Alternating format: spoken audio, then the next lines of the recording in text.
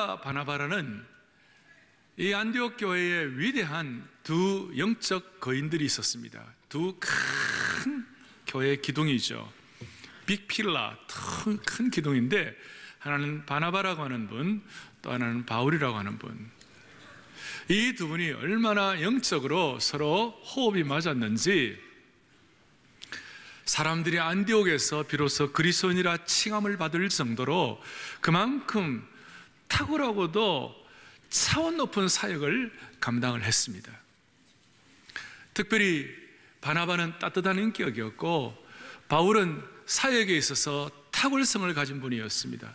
구약에 대한 방대한 지식이 있었고 또 그의 삶의 스타일 자체가 부지런하고 철두철미하게 헌신되어 있고 뭘 하나 하더라도 우리식으로 말하면 딱 부러지게 일을 하는 그런 신실한 하나님의 종이었습니다. 바나바는 사람들과의 관계에 있어서 서로 배려하고 따스한 그런 사람이었어요. 이 두 분이 얼마나 같이 영적인 호흡이 잘 맞았는지 앞에 13장, 14장에 보면 1차 전도여행을 하면서 그 참 전도여행의 어려움, 고난, 또 수많은 사람들의 공격을 잘 이겨내는 가운데 완전히 동지가 된 것이에요. 얼마나 동지가 되었는지, 물론 전도여행하면서 어려움도 많이 있었겠지요. 바울의 입장에서는 이 바나바 형님이 없는 내 인생과 내 사역을 생각할 수조차 없다. 바나바의 입장에서는 바울 아우가 없는 사역이라는 것 어떻게 가능할 것인가? 아주 둘이서 그냥 너무 조화가 되고, 제가 죄송합니다, without you, 당신이 없으면 내가 어떻게 살겠느냐. 우리식으로 말하면 아들과 딸이라도 있으면 사돈이라도 삼고 싶은 그런 아주 똘똘 뭉친 완전히 형제인, 완전히 비전을 같이 하는 서로의 삶을 나누는 그런 관계가 되었습니다. 어떻게 보면 서로 일생 동안 갈라설 생각을 한 번도 하지 않았습니다. 죽음이 아니고서는 우리를 갈라설 일이 없을 거라고 그렇게 마음을 모았던 동지 같은 그런 귀한 동력자들이었습니다. 그 36절 이후에 그런 상황에서 37절부터 있었던 이 일은 상상할 수 없는 일이 벌어진 것입니다. 어떤 일이 벌어졌습니까? 37절에 바나바는 마가라 하는 요한도 데리고 가고자 하나. 이제 이 2차 전도 여행에 바나바 사도는 마가라 하는 요한, 이 마가 요한이라고 그래요. 어떨 때는 마가라고 그럴 때도 있고 어떤 때는 요한이라고 그럴 때도 있어요. 이 사람을 데리고 가자 그랬어요, 그 전도팀에다가.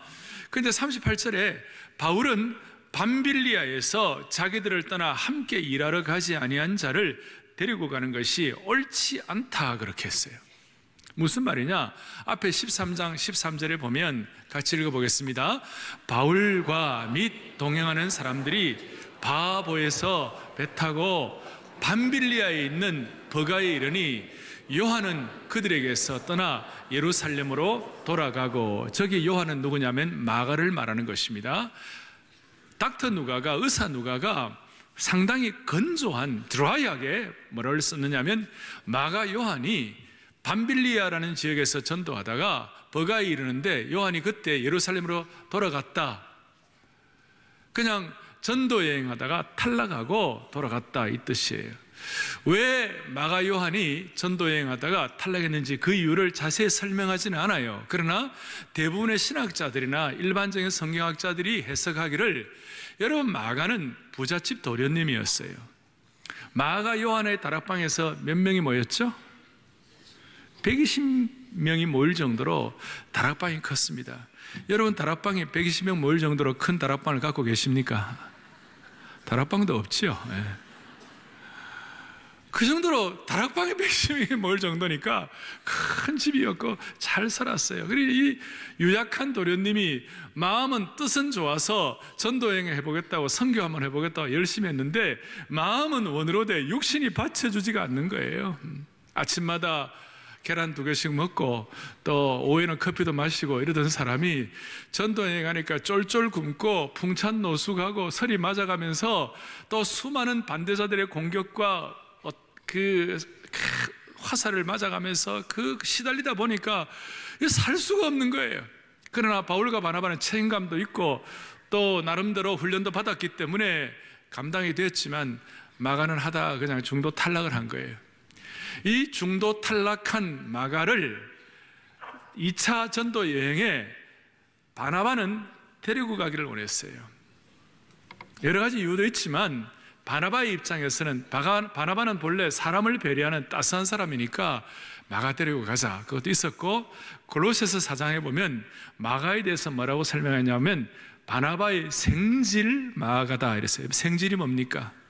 조카라는 뜻이죠. 조카니까 또 가족관계, 혈연관계도 있어서 그런지는 모르지만 데리고 가자 그렇게 했어요. 그런데 바울은 전체를 바라보는 사람이고 전도여행이 제대로 완수가 돼야 하는 그런 입장이었기 때문에 이런 마가를 데리고 갔다가는 우리 전도여행에, 우리 전도 사역에 큰 차질이 있다 이렇게 이런 생각을 하고 그런 사람 데려가면 안 됩니다.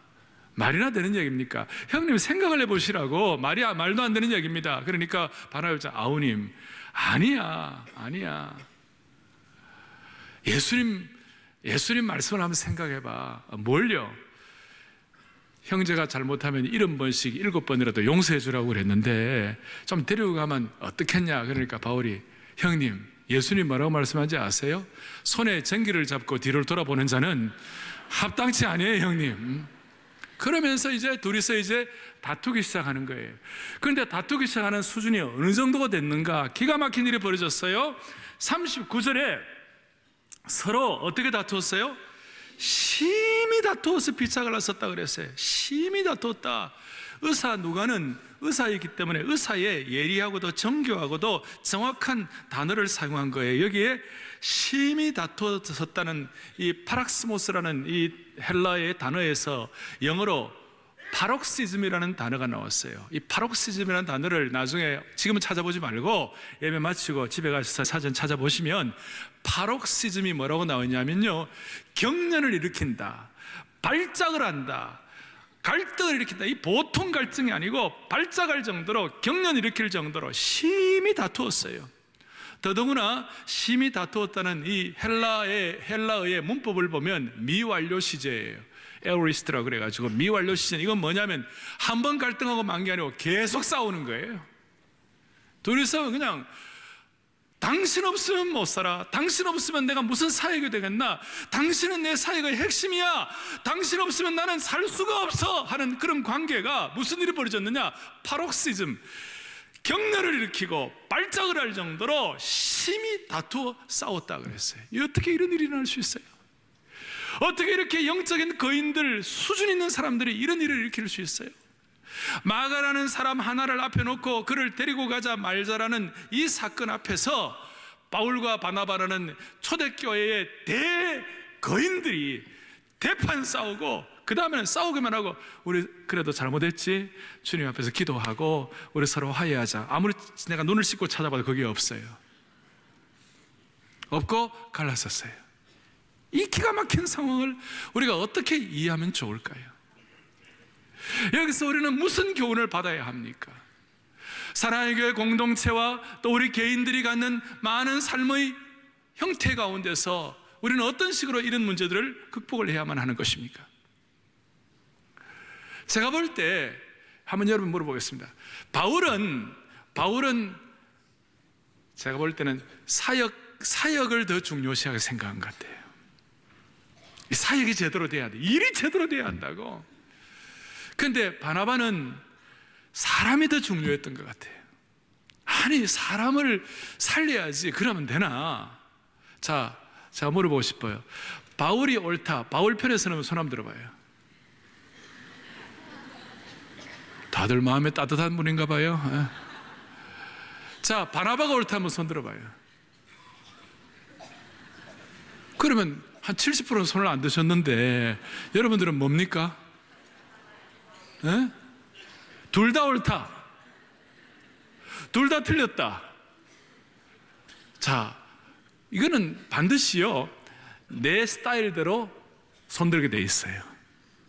우리의 스타일, 우리의 성향대로, 그러니까 사역에 대해서 더 관심이 가는 사람은 바울의 입장에 동조를 하기가 쉽고, 그 다음에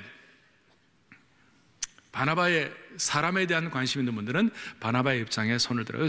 또 어떤 교회는요, 얘가 질문하면 서로 손들다가 또 싸우는 거예요. 그리고 대체적으로 나이가 20, 30대 막 일을 이루어야 할 20, 40대 막 이루어야 할 그 세대가 바나바처럼 사람이 더 좋지, 이런 사람들 가운데 일 이루는 사람 거의 없어요. 그리고 나이가 60, 70, 80이 됐는데도 사역이 중요하지 그래가지고 막 바울처럼, 그것도 또 그런 사람 별로 없어요. 나이가 들어가면 시각과 관점이 달라지는 것이에요. 그러니까 저는 여기서 누가 옳다 그르다 이렇게 판정하고 싶지 않아요. 중요한 것은 이 사건을 놓고 우리가 어떤 교훈을 받고 사랑의 교회와 우리 교회에 속한 성도들이 어떻게 주님의 뜻을 분별하고 성숙하느냐, 그것이 중요하다는 것이에요. 자, 먼저는 오늘 제가 이 문제들을 극복할 수 있는 원리들을 말씀을 드릴 건데, 원리들을 말씀하기 전에 한 가지 우리에게 난제가 있어요. 그 난제가 뭐냐면 사랑의 모순이에요. 사랑의 모순이라는 난제가 있어요. 물어보겠습니다. 바울과 바나바가 심히 다투어 갈라졌다, 파록시즘을 일으켰던 이 이유가 뭘까요? 서로 가까워서 그런 거예요. 서로 멀리 있는 사람들과의 관계에서 이렇게 싸울 이유가 없지요. 또 바울과 바나바가 살아있는 사역을 하고 생명력 있는 사역을 하니까 싸우는 거예요. 죽은 사역, 싸울 일이 뭐가 있어요? 싸울 필요가 없는 거예요. 살아있는 사역이니까.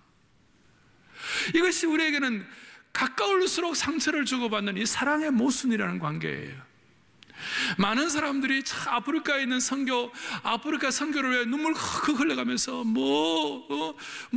보내고 또 이렇게 여러분 NGO 사역을 통하여 막 보내고 막 눈물, 이런 사람들이요 부부간에 막 격렬하게 싸우는 거예요. 할 말 못할 말 막 하는 거예요. 부부간의 사이에. 저 지구 저 멀리 떨어져 있는 사람들에는 관심 기울이고 기도하는 사람이 교회 내에 앞장서 수고하는 공동체 지도자들끼리 서로 어려움을 주고받으면서 상처를 주고받고 기가 막힐 일이 벌어져요. 이걸 뭐라고 하냐면 사랑의 모순이라고 그러는 것이. 이 사랑의 모순을 극복할 수 있는 복음적 능력을 오늘 말씀을 통하여 확보하는 축복이 있기를 바랍니다. 한번 생각해 보세요. 첫 번째, 이 심히 다투는 이 문제를 어떻게 해결하겠어요? 바울은 사역을 중심으로 하고 바나바는 사람을 중심으로 했는데, 이런 관계 가운데서 우리가 어떻게 하면 좋겠어요?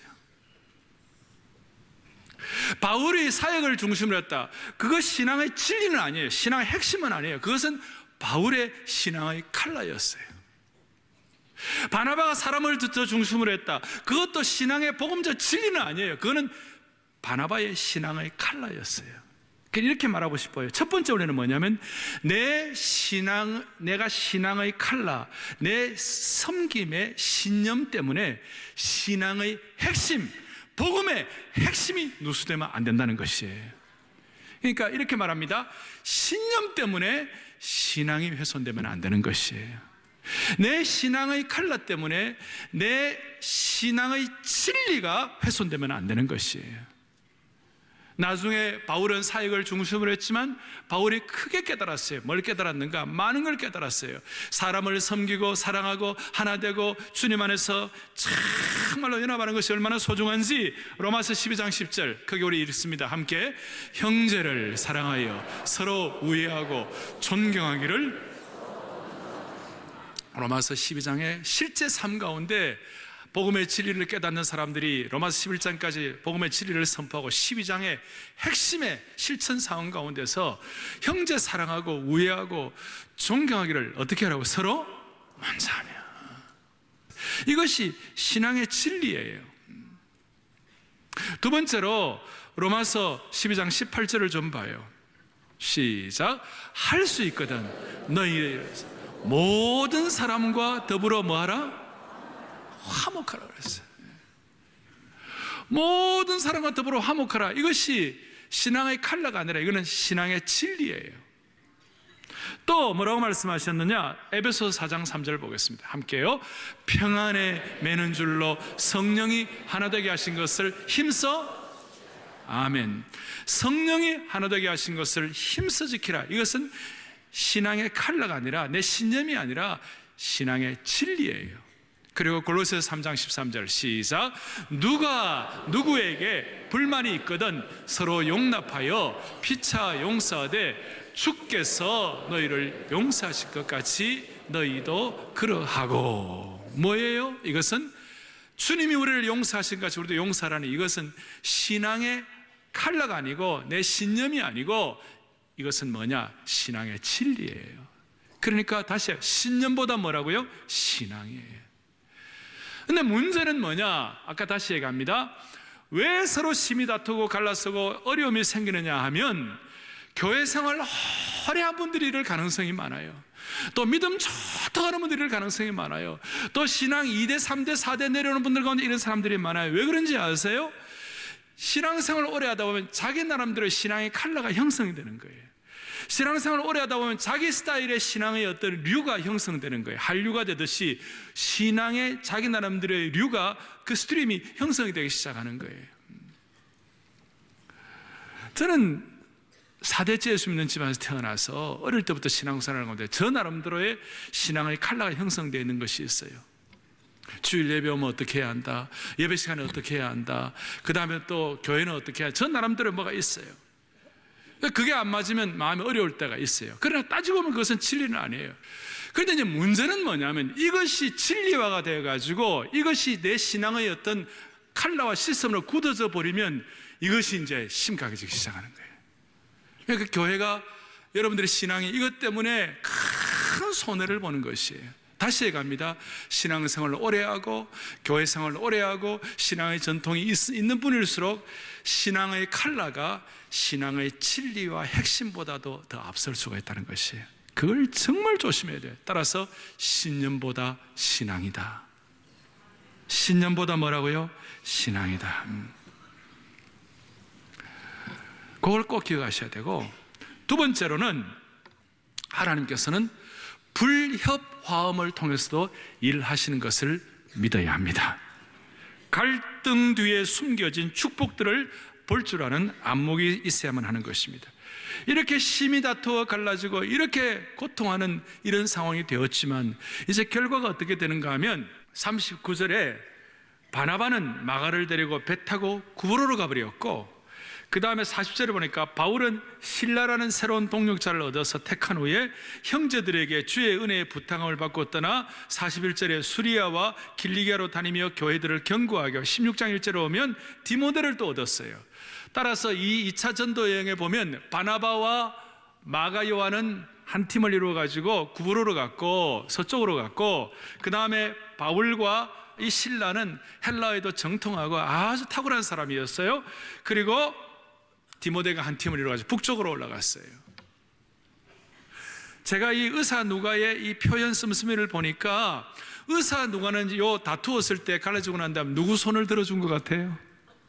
이 기록자는 좀 뉘앙스가, 바나바는 39절 뒤에 반줄만 썼고, 그 다음에 바울에 대해서는 40절, 41절 쓰고 16장부터는 바나바는 거의 이제는 나오지 아니하고 바울이 주인공이에요. 그러니까 아마 사역을 위해서, 하나님의 사역을 위해서 바울을 더 이렇게 무대의 전면에 등장시킨 것 같아요. 뭘 말하려고 하는가 하면 하나님은 손해보지 않으세요. 우리가 우리의 마음의 이 순도와 진리에 대한 열망과 하나님에 대한 순종에 대한 마음이 순수하기만 하다면 불협화음과 갈등을 통해서도 하나님이 일하신다는 것이에요. 한 팀만 나가서 전도하는 것과 두 팀이 전도하는 것과 어느 것이 사역의 열매가 더 있겠습니까? 그거는 안 봐도 답이 나와 있지 않습니까? 그러니까 하나님은 하나님의 원리 가운데 모든 것이 합력하여 선을 이루는 것이다. 그게 너무나 당연하지만 그 모든 것 안에 서로 심히 다투고 갈라지고 서로 싸운 것도 포함됩니까? 안 됩니까? 다시요. 모든 것 안에 심히 갈등한 거 포함됩니까? 안 됩니까? 포함되지요. 우리의 마음의 순도만 지킬 수 있다면, 하나님의 음성과 하나님의 진리라면, 순종하겠다는 마음만 확실하면 하나님께서는 모든 것 안에 이 불협화음과 갈등도 넣으셔서 극복하게 만들으시는 줄 믿으셔야 합니다. 이것 때문에 하나님께서 우리 입장에서는 참 답답하고 안타깝고 상처받을 일도 많지만, 결과론적으로 볼 때는 하나님은 불협화음을 사용하셔서 축복의 통로가 되게 해 주신 것이에요. 첫 번째, 신념보다도 신앙이다. 두 번째, 불협화음이나 갈등조차도 믿음의 순도가 있는 한 하나님은 낭비하지 않으신다. 세 번째, 다투되 선을 넘으면 안 됩니다. 의견이 다르다 하더라도, 분노가 있다 하더라도 우리 나름대로의 신앙적인 선을 넘으면 안 된다는 것이, 최소한 서로 존중함이 있어야 되는 것이, 화가 나고 비통함이 있고 갈등이 있고 상처가 있다 할지라도, 아니 바나바와 바울이 지금 심하게 다투었다고 그랬습니다. 다시 얘기합니다. 파록시즘이에요. 파록시즘, 경련을 일으킬 정도로, 발작을 할 정도로 계속해서 싸웠지만, 제가 볼 때는 그 두 분이 최소한의 선은 지켰을 것이라고 믿습니다. 그러면 내가 선을 넘었느냐 안 넘었느냐를 테스트할 수 있는, 선을 넘었느냐 안 넘었느냐를 평가할 수 있는 리트머스 시험지가 있어요. 세 가지가 있어요. 내가 선 넘었느냐 안 넘었느냐, 부부간에 갈등이 있을 때도 선 넘었느냐 안 넘었느냐를 생각할 수 있는 세 가지 평가 기준이 있어요. 첫 번째, 뭐가 있느냐?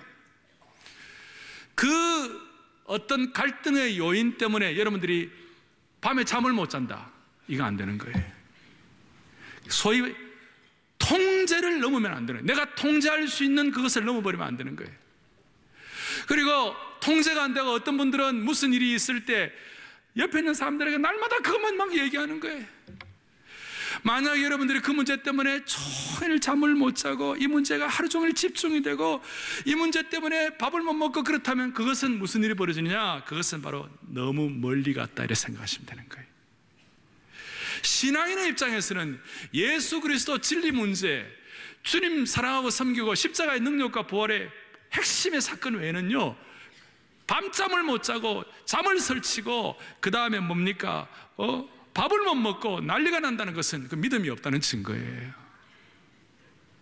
다시 얘기합니다. 선을 넘으면 안 되는 첫 번째 평가 기준, 내가 통제할 수 없는 것이 되어가지고 거기에 어딕션이 되고 거기에 중독이 되고 그것 때문에 밥도 못 먹고 잠을 못 잔다면 그것은 선을 넘은 것이에요. 두 번째로는 어떤 의견 자체가 아니라 그 의견을 낸 사람을 공격하게 되면 그것은 선을 넘은 것이에요. 문제에 대해서 평가하는 건 it's okay, 괜찮아요. 그런데 그 문제와 함께 같이 가는 그 사람을 공격해 버린다면요, 감정적이 되고, 사람을 공격하게 될 때 무슨 일이 벌어지는가? 그 사람의 동기를 의심하게 되고 자신의 뜻을 관찰하기 위해 아까 말한 대로 루머를 쏟아내게 되고 마타도를 하게 되고, 그럴 때 너무 골몰하게 되면 너무 멀리 가버리는 것이 마귀에게 어떤 빌미를 제공하는 것이에요. 요즘 고3 학생들의 그 논술 가운데 인신공격의 오류라는 논설의 주제가 있어요. 이 인신공격의 오류라는 것은 뭐냐 하면, 어떤 사람의 주장에 대해서 그 주장이 아니라 사람을 문제 삼아서 비판하는 거예요. 주장이 아니라 사람을 공격하는 거예요. 주장하는 내용과 관계없는 그 말을 하는 사람을 트집 잡아서 비판하는 것이에요. 문제 자체가 아니라 문제를 말한 사람을 방향을 바꾸어서 공격하는 그 순간 선을 넘게 되는 것이에요. 인신공격의 오류에 빠진다는 것이, 문제에 대한 비판과 사람에 대한 비판을 혼동하는 거예요. 이걸 인신공격의 오류다. 나이가 60, 70, 80이 되어갖고도 이것을 구별 못한다면 고3 수험생보다 못한 것입니다. 우리는 문제 자체에 대해서는 우리가 생각을 갖고 문제 자체에 대해서는 비판할 수 있고 분별할 수 있지만, 사람을 공격하고 사람을 찌르는 것은, 그것은 선을 넘어선 것입니다. 통제가 안 될 때 선을 넘어선 것이고, 사람을 공격하면 선을 넘어서는 것. 세 번째 선을 넘어서는 것이 뭐냐? 그것은 예수 그리스도보다도 내 생각을 더 많이 얘기할 때 선을 넘어선 것이에요. 그리스도인들끼리 말다툼은 보통 이렇게 끝나요. 어떻게 끝나냐? 서로 막 공격하다가 예수님이 우리의 싸움의 희생양이 되기 마련이에요.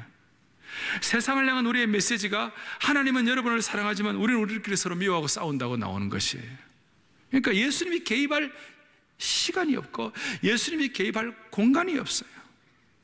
내 신념과 아까 내 칼라, 신앙의 시스템, 내 나름대로 신앙의 류 때문에 예수님을 더 많이 얘기할 시간이 없다는 것은, 그것은 선을 넘어버리는 것이에요. 이럴 때 우리가 예수님을 옆으로 밀어놓고 부차적인 문제로 싸우게 될 때 세상은 기독교의 메시지를 의아하게 생각할 거예요. 믿지 않는 사람과 그리스도인들이 서로 이렇게 구별이 돼가지고 해석이 돼야 되는데, 우리는 아군끼리 싸우면서 내상을 주고받는다. 그것이 문제라는 것이에요. 한마디로 존중이 안 되고 선을 넘어서면 격이 없는 사유가 되는 것이에요. 세 가지 제가 말씀드렸어요. 뭘 하면 안 된다? 신념보다 뭐예요? 신앙이다. 두 번째는 뭐예요? 불협화음을 통해서도 하나님은 뭘 축복이 될 수 있다. 좋은 점. 세 번째는 뭡니까? 선을 넘으면 안 된다. 이제 제일 중요한 거 말씀드릴 거예요. 네 번째 원리. 우리의 최종 목적은 하나님의 진리대로 따라가는 것이고, 최종 목적은 사랑하는 것이고 화해하는 것이에요. 왜냐하면 절대로 양보할 수 없는 예수님의 지상 사명은 뭐예요? 모든 족속으로 제자를 삼으라. 이것이 예수님의 최고의 그레이트 커미션이에요. 그런데 이 그레이트 커미션을 이루기 위하여 지상 대계명이 있어요. 지상 명령이 있어요. The Great Commandment가 있어요. 그것이 뭐냐? 요한복음 13장 35절에 새 계명을 너에게 주노니 서로 뭐하라? 사랑하라. 내가 너희를 사랑하같이 너희가 서로 사랑하라. 너희가 서로 사랑하면 이로써 모든 사람 너희가 내 제자인 줄 알리라. 제자의 사명을 이루기 위한 제자의 배지가 뭐냐? 서로 사랑하는 것이에요. 이것은 우리의 지상 명령이에요. 이것이 우리가 꼭 회복해야 할 것이에요. 그런데 네 번째 원리가 뭐냐? 시간이 걸리는 것이에요. 이걸 이루기 위하여 화해와 회복에는 시간이 걸린다는 것이에요. 지금 사도 바울은 마가 요한과 헤어져서 저 패배자, 저 실패자, 저 비겁자, 중간에 도망간 그 마가에 대해서 그렇게 마음을 갖고 있었는데, 이제 뒤에 가면 바나바에 대해서도 나중에 고린도전서를 쓰면서 바나바는 내 동력자요 사도요 내 형님이다. 내 형님이란 말은 없어요. 내 신앙의 귀한 분이시다. 이렇게 하고 난 다음 마가에 대해서는 어떻게 했어요? 골로새서 같은 데 보면 마가가 지금 나와 함께 같이 동력하고 감옥에까지 같이 가는 사람이다. 그리고 디모데후서 4장에 보면 마가에 대해서 여러분 잘 아시겠습니다만, 디모데후서 4장은 바울 사도의 마지막 장, 마지막 유언의 장이고 4장 11절은 마지막 내용이에요. 보시겠어요? 시작. 누가만 나와 함께 있느니라. 너가 올 때에 마가를 데리고 오라. 그가 나의 일에, 마가를 실패자라고 보고 중간에 탈락자라고 생각했는데, 바울 사도의 마지막 시간, 마지막 유언의 시간, 최후의 순간에 바울 사도가 기억한 사람이 마가였어요. 마가를 데리고 오라. 그가 나의 일에 유익하니라. 뭐예요? 진정한 회복이 일어나기 시작한 것이, 놀라운 회복이 일어나기 시작한 거예요. 뭘 말하는가? 시간이 필요했는데 시간이 지나고 난 다음에 바울 사도의 시각이 바뀌게 된 거예요. 많은 경우 신앙인들의 공동체에 갈등과 어려움과 문제가 있는데, 이 문제를 어떻게 극복하느냐? 시간이 지나면 시간 자체가 해결해 주는 것은 아니지만 시간이 흘러가면서 사람들의 시각이 바뀌게 되는 것이에요. 사람들의 관점이 바뀌게 되는 것이에요. 옛날에는 이거 없으면 죽는다고 그랬고, 옛날에 이거 없으면 우리 미칠 것 같다고 그랬고, 옛날에 이거 없으면 나는 못 산다고 그랬는데, 시간이 지나고 나니까 괜찮아지는 거예요. 여러분, 첫사랑을 생각해 봐요. 첫사랑. 지금 첫사랑이 잘 계시나요? 시간이 지나면서 우리 나름대로의 삶의 형태가 달라지면서 시각이 달라진 것이에요. 그러니까 첫사랑할 때는 숨을 못 쉴 정도로 그이가 없으면 죽을 줄 알았는데 시간이 지나고 나니까 시각이 인생은 이런 게 아니구나 라고 생각하면서 나름대로 특별히 신앙인들은 하나님의 말씀을 통하여 삶의 방향을 뚜벅뚜벅 걸어가게 되어 있는 것이에요. 그러니 여러분, 하나님께 시간을 드리세요. 또 하나님께서 이 갈등의 구조의 당사자들의 하나님이 그 사람들의 마음을 녹일 수 있는 시간을 좀 드려주세요. 서로 갈라졌던 사람들이 다시 합치기까지는 어떤 경우는 수개월이 지날 수 있고 어떨 때는 수년이 지날 수가 있을 수 있어요. 시간 자체는 상처를 치료하지 못하지만 세월이 흐르면서 하나님의 새로운 관점을 주실 때가 많아요. 우리는 우리의 타임테이블, 우리의 시간표를 정해놓고 그대로 이루어지지 않으면 상처를 받고 이렇게 할 수 있는데, 그러지 말고 상대방이 성숙할 수 있는 시간을 주세요. 상대방이, 아니 나 자신이 시간을 통하여 성숙할 수 있는 시간이 확보가 되어야 하는 것이에요. 오늘 마가가 큰일 하는 거 보세요. 그 부잣집 도련님이 시간을 두고 자라가지고 성숙해가지고 하나님의 사람으로서 붙잡혀가지고 일할 수 있는, 그걸 우리가 볼 수 있잖아요. 이럴 때 우리는 우리의 시각이 나, 너라는 시각에서 우리라는 시각으로 보게 될 때에, 공동체라는 시각을 볼 때, 오늘 주제처럼 하나라는 시각으로 보게 될 때 우리의 관점이 바뀔 수가 있다는 것입니다. 그러면 하나님께 시간을 드리고 우리도 시간이 필요한데, 그러나 우리가 해야 할 일이 있어요. 그것이 뭐냐? 시간을 드리되 우리가 그 시간에 꼭 해야 할 일이 뭐냐면, 이제 과거에 대해서, 과거의 일은 꺼내지 않는 것이 중요해요. 과거를 더 얘기하면 안 돼요. 과거에 머무르면 여전히 과거의 문제와 싸울 수밖에 없는 것이에요.